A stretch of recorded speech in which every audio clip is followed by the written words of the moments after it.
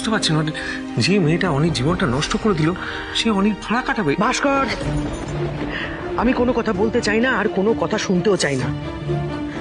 শুধু একটা কথা জানি যে আমি যেটা করছি সেটা এই পরিবারের জন্য, অনেক জন্য এবং আরোর ভালোর জন্য করছি। আর আমি চাই যে আরোহী ওর নিজের জায়গায় ফিরে যাক। ছোটামি, তুমি সবটা জানো, তারপরও তুমি এটা কি করে বলতে পারো? বাকি কথা পরে হবে। আমি আমি একটু আরুকে দেখতে চাই। আরোহী, তুমি একটু আরুর কাছে আমাকে নিয়ে যেতে পারো? চল এদিক এদিক।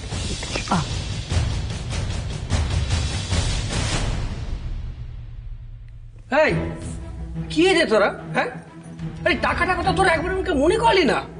আরে বাবা, আমার নয় বয়স হয়েছে, বুড়ো হয়েছে, সব কথা মনে থাকে না। তোদের ওদের কি একই অবস্থা? কি হয়েছে জ্যাঠান?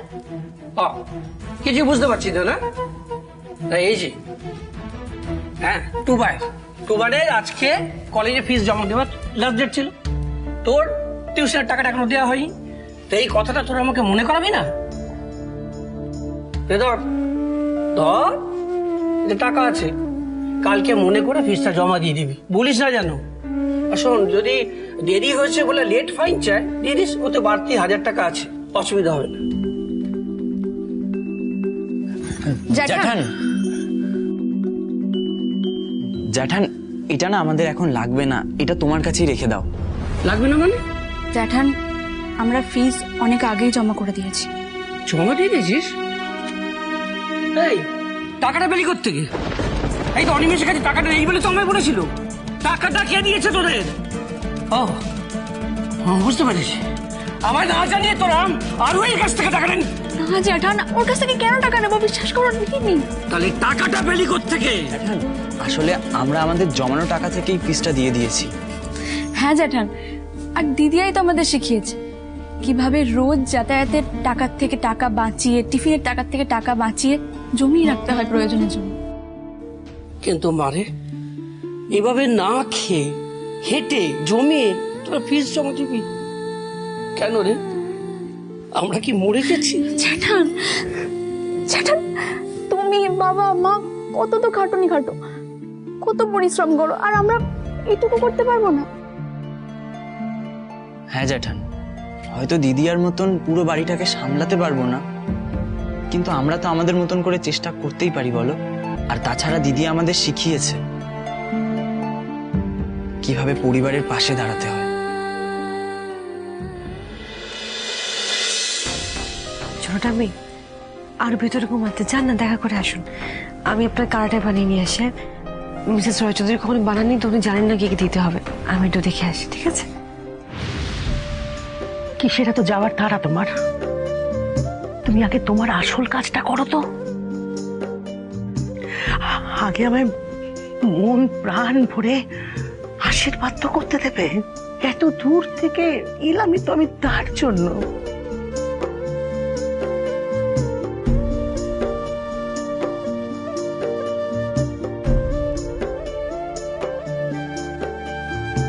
আপনার আশীর্বাদই এখন আমার সবচেয়ে বেশি প্রয়োজন ছোটটা। আমি এত বড় লড়াইটা আমি একা লড়তে পারছিলাম না, সেই জন্যই তো আপনাকে অনুরোধ করলাম এখানে আসার জন্য।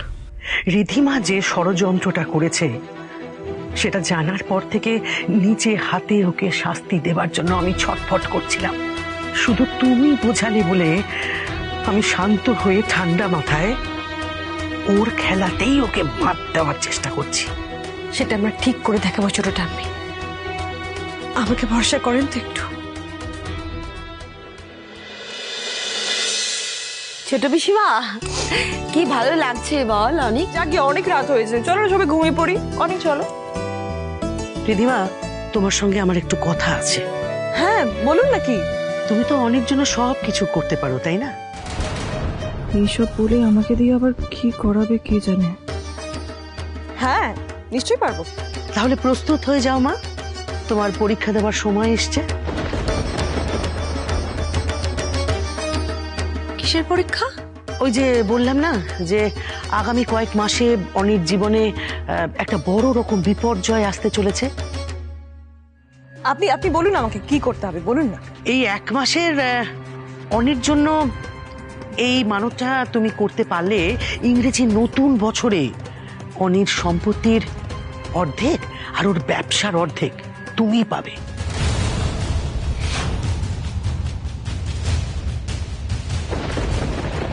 এই পরীক্ষা কিন্তু খুব কঠিন।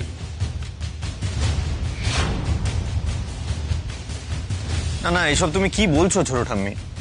আমি আমার বিজনেস, আমার প্রপার্টির 50% শেয়ার রিদিমাকে দিয়ে দেবো? এসব তো আমার একার নয়, আমার ভাই বোনরা আছে। রিয়াঙ্কার শেয়ার আছে, সিমরানের শেয়ার আছে, রমিতের শেয়ার আছে।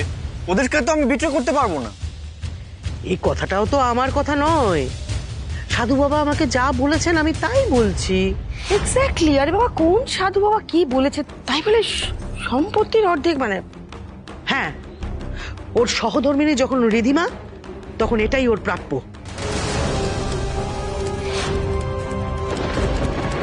দেখো ছোট পিসিমা, অনেক এবার শিবানী, আমার কথার দেখছি এ বাড়িতে কোনো দামই নেই।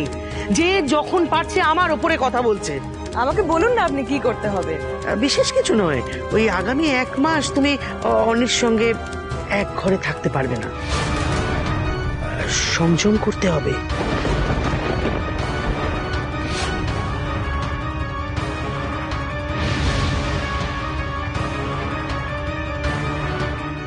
আর 1 মাস পর অনির নামে পুজো দিয়ে সেই মানত ভাঙতে হবে। ছোট ঠাম্মি, এটা আবার কি ধরনের মানত? মানে আমরা তো স্বামী স্ত্রী, আমরা তো এক ঘরেই থাকবো, তাই না? আর তাছাড়া তার থেকে বড় কথা, অনি নিজের ঘর ছেড়ে কোথায় থাকবে? অনি নিজের ঘরেই থাকুক না, তুমি দিদির সাথে থেকে যাও। ওয়েসে भी দাদা বাড়িতে নেই, আর দিদিরও একটা কোম্পানি হয়ে যাবে, তোমারও একা লাগবে না, দিদিরও ভালো লাগবে। না মানে আসলে কি জানো তো, না না না, তা হয় না। মামনিকে ডিস্টার্ব করা যাবে না। না না, আমি বলছি কি, একটা কাজ করলেই তো হয়। আমি না হয় আরুর সাথে আরুর ঘরেই থাকছি। রিদিমা যেরকম আমার ঘরে ছিল, ও আমার ঘরেই ঘুমোবে। সেটাই বরং ভালো, আরও খুশি হবে। একদম ঠিক বলেছিস বেটা। আরু বেটার শরীরটা খারাপ তো, তুই বরং আরু বেটার সঙ্গে থাক, ও খুব খুশি। আরুর ঘরে থাকলে একদিকে রীতিমার হাত থেকে মুক্তি পাওয়া যাবে, অন্যদিকে মিস চক্রবর্তীর সঙ্গেও একটু বেশি সময় কাটানো যাবে। কিন্তু ছোট ঠাম্মি, আমার একা থাকতে ভীষণ ভয় করে, আমি একা থাকতে পারবো না।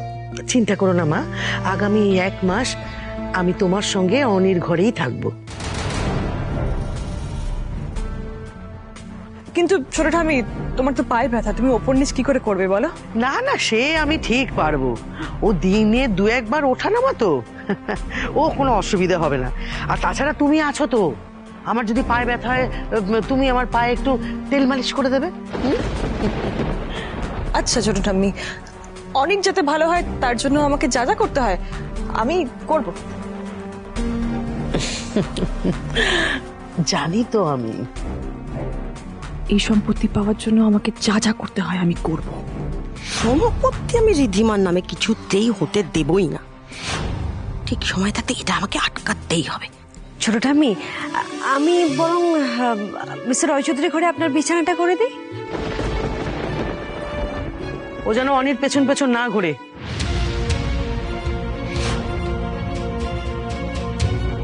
নিজেকে যেন একটু সামলে চলে। এক সেকেন্ড ছোট পিসিমা, এটা কি বলছো বলো তো? দেখ শিবানী, গত কয়েকদিনের এই বাড়ির পরিস্থিতি আমি সবটাই জানি। রিধিমা যখন আরোহীকে পছন্দ করে না, তখন আরোহীর অনির থেকে দূরে দূরেই থাকা উচিত, এতে সবারই মঙ্গল।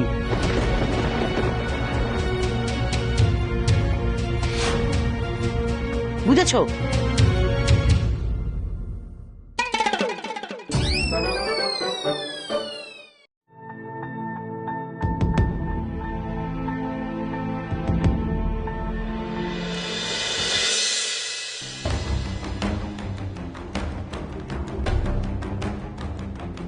আপনি ভুল কেন করছেন বারবার?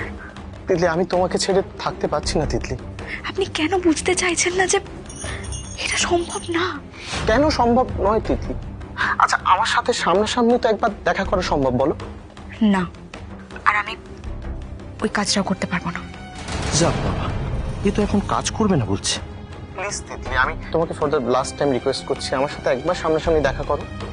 আচ্ছা ঠিক আছে, আমি আগামীকাল দেখা করছি, এখন রাখছি।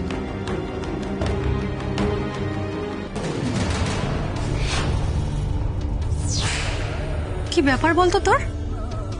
তুই এরকম অদ্ভুত আচরণ করছিস কেন? যখনই দেখছি ফোন নিয়ে ব্যস্ত, দেরি করে বাড়িতে ফিরছিস, কি সারাদিন ফোনের মধ্যে আছ? আর এখন তোকে কে ফোন করেছিল? মা, নবনীতা ফোন করেছিল। আসলে ওর তো এক্সাম চলছে আর আমি ওর অনেক কটা প্রজেক্ট করে দিচ্ছি, তাই দিন নেই রাত নেই বারবার ফোন করে বিরক্ত করছে, খাতাটা চাইছে কবে দেবো বলে। তবে তুমি চিন্তা করো না, আমি ওকে কালকে খাতাটা ফেরত দিয়ে দেবো, আর ফোন করবে না।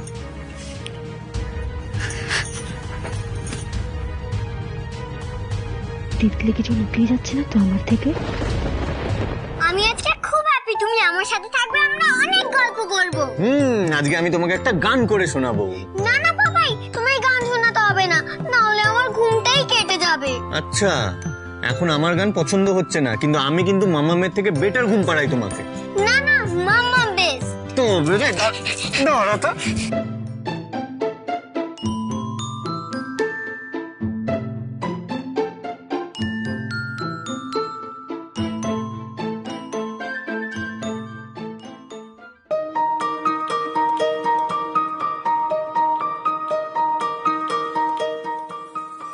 কি হচ্ছে এটা?